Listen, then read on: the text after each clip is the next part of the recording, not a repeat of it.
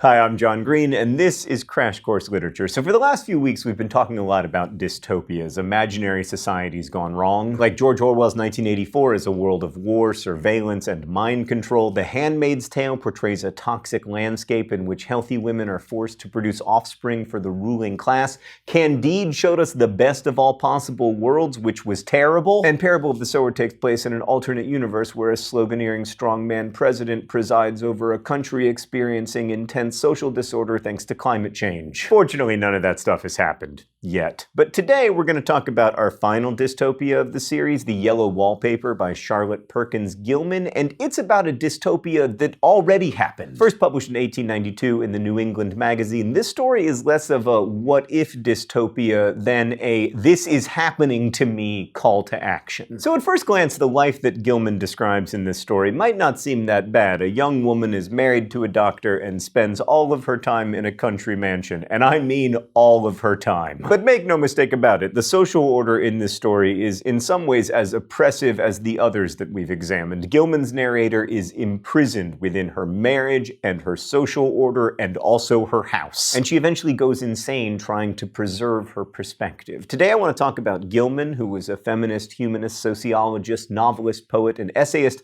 I also want to talk about perspectives on mental health and how they've changed between Gilman's era and ours. And of course, I'm going to talk about Yellow Wallpaper. Soon enough, you're going to see it everywhere.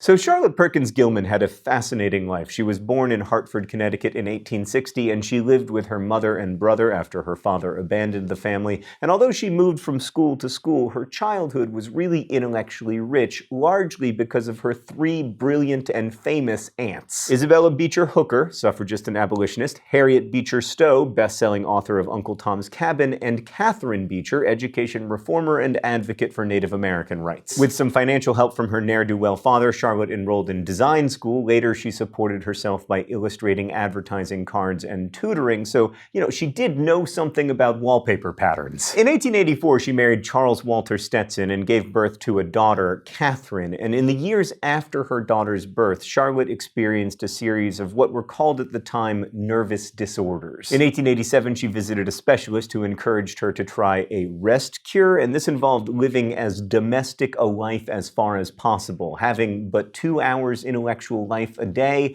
and never touching pen, brush, or pencil again. After 3 months of this so-called treatment, she, quote, came so near to the borderline of utter mental ruin that I could see over. Gilman wanted to warn others of the dangers of this rest cure, and her story, she explains, was not intended to drive people crazy, but to save people from being driven crazy. And it worked. We'll get to that working bit in a second, but back to her life. So in 1888, Charlotte left her husband and took Kathrin with her to Pasadena, California. Her professional life flourished. She organized social reform movements. She represented California at the suffrage convention in Washington, D.C. She became a lecturer and edited a series of magazines. She also wrote essays, poems, a novella, and by far her most famous story, The Yellow Wallpaper. Much of her work focused on women's unequal status in marriage and their need for financial independence. And she achieved financial independence and also an equal marriage in her second marriage. Eventually, she was diagnosed with breast cancer, and as she had lived on her own terms, she also died on her own terms. She was an advocate of euthanasia, and she chose chloroform over cancer, committing suicide in 1935. I wanted to focus a little on Gilman's life story to emphasize that this was a person who experienced severe, disabling mental illness and whose treatment ended up making it much worse, and yet who still went on to live a long, fulfilling, and productive life. I think it's really helpful to read The Yellow Wallpaper with that background. As for the story itself, well, let's go to the thought bubble. The Yellow Wallpaper is the first-person narrative of a 19th century woman suffering from a mental breakdown after giving birth. In a secret diary, this narrator describes her setting as a colonial mansion, a hereditary estate, I would say a haunted house, and reach the height of romantic felicity, but that would be asking too much of fate. This narrator is confined to a room with barred windows. It's possible that she's in an asylum, but the physical setting is less important than another landscape, the shifting consciousness of her mind. The narrator knows that she perceives reality differently from her husband, who is also her doctor. At first, she chalks this up to the expected difficulties of male-female relations. John, she writes, laughs at me, of course, but one expects that in marriage. This expectation of marriage is, of course, troubling in its own right, but there's an even darker side to their dynamic. John has almost complete control over his wife's body. The narrator's descriptions may be at times unreliable, but there are a few things we do know. She recently had a baby. She recognizes that she is sick. John belittles her, saying that she suffers from a temporary nervous depression, a slight hysterical tendency. Meanwhile, he prescribes her a scheduled prescription for each hour in the day of phosphates or phosphites, the narrator doesn't know which, and a regime of tonics and journeys and air and exercise.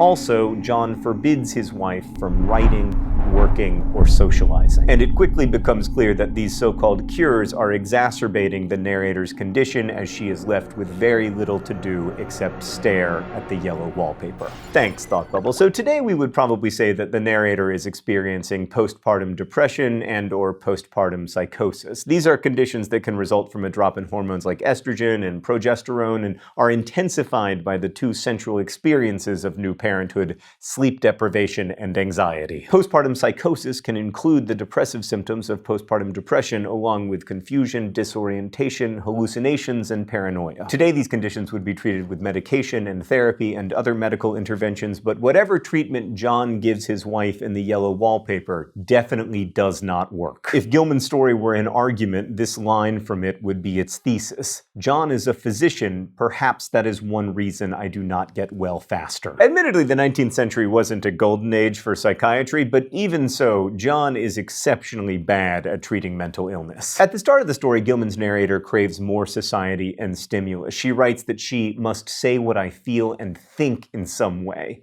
Forbidden from communicating with a living soul, she secretly confesses her thoughts to dead paper in a journal. And in her writing, she projects her mental disintegration onto the patterns that she sees on the walls. I never saw worse paper in my life, she writes, explaining that it contains one of those sprawling, flamboyant patterns committing every artistic sin. Still, she finds this pattern compelling. It is dull enough to confuse the eye in following, pronounced enough to constantly irritate and provoke study, and when you follow the lame, uncertain curves for a little distance, they suddenly commit suicide, plunge off at outrageous angles, destroy themselves in unheard-of contradictions. Of course, this also describes the narrator's interior landscape, but it also describes the story, right? Like, initially, her narrative seems dull. I mean, plot summary, woman stares at wall. But then it becomes confusing. The wallpaper seems to be moving. We aren't sure where this narrator is or if we can trust her.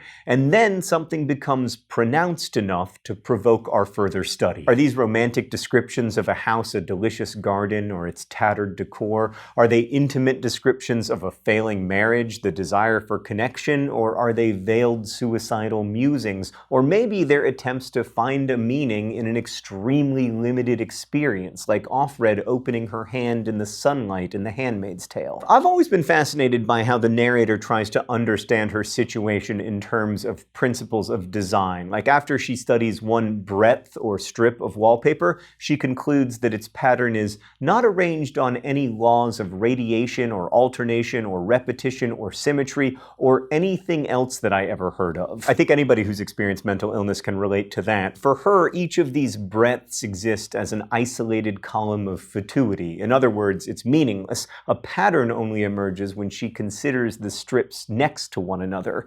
Dim shapes appear to resemble a woman stooping down and creeping about behind that pattern. The wallpaper also changes as the light changes. At night, the woman in the wallpaper's captivity behind bars becomes as plain as can be. So, of course, does the narrator's own captivity. And also, wait, hold on, full disclosure, I'm about to go full Freudian, which I know is like a frustration and annoyance to many of you who are not like hardcore lit crit people, but just walk with me on this one. So the paper has this peculiar odor that creeps all over the house and is stronger after a week of fog and rain. Her husband might explain it as a combination of glue and mold intensified by humidity, but Smells travel through the olfactory bulb, closely connected to the regions of the brain that handle memory and emotion. That's why smells always remind us of moments from our past. And it seems to me the narrator's fixation on this smell could be what Freud called the return of the repressed, or unconscious material rising to the surface. And maybe that's part of why the narrator becomes determined that nobody discover the wallpaper's meaning except herself. Although she had initially craved conversation, she decides that it does not do to trust people too much, especially with her most frightening thoughts. I mean, after all, having previously trusted people with her frightening thoughts has landed her in this situation where she has to stare at yellow wallpaper all day. And then eventually the narrator begins to suspect that many women are trapped inside this paper. I think there are a great many women behind, and sometimes only one, and she crawls around fast and her crawling shakes it all over. The narrator longs to free this woman or women. On her last day in the house, she locks her door, throws the key into the garden, and tethers herself to the bed, which she also bites. She rips at the wallpaper and thinks that it would be an admirable exercise to throw herself out the window. Then she wedges her shoulder into a smudge that runs along the lower part of the wall and walks hunched over along the periphery of the room, a kind of reenactment of the woman stuck behind the wallpaper. John enters the room at last and then faints at the sight of his wife, yet she continues her laps, crawling over the body of the man who had oppressed her. "I've got out at last," she announces, "in spite of you and Jane." Getting out at last involves rejecting societal norms and defying John and breaking free of Jane, a character not mentioned until this point who may be herself. But then comes this question mark, which complicates everything and makes it ambiguous. Charlotte Perkins Gilman transformed her experience of enduring this rest cure into a story that invites us to reconsider gender dynamics and the treatment of mental health disorders.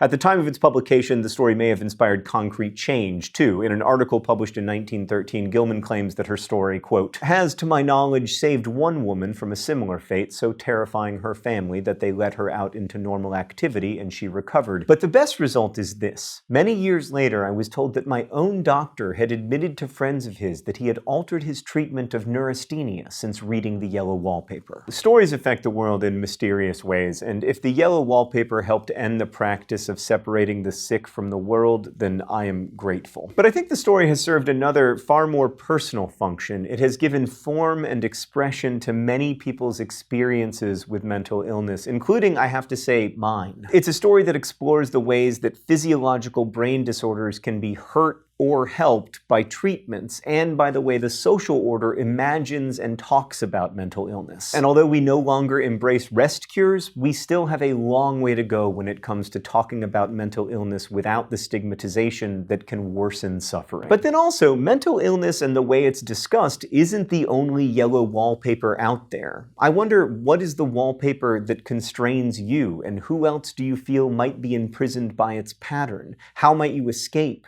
How might you tell your story to influence others? Those questions haunted me when I first read Gilman's story in high school, and they shaped a lot of the ways that I think about writing today. More than 20 years later, I'm still asking them. Thanks for watching. I'll see you next time. Crash Course is filmed here in the Chad and Stacy Imigholt studio in Indianapolis, and it's made possible by your support at Patreon. Patreon's a voluntary subscription service where you can support Crash Course directly through a monthly donation to help us keep it free for everyone forever. We make Crash Course with Adobe Creative Cloud. You can get a free trial at a link in the description. Thanks to everyone who supports us on Patreon and to all of you for watching, and as we say in my hometown, don't forget to be awesome.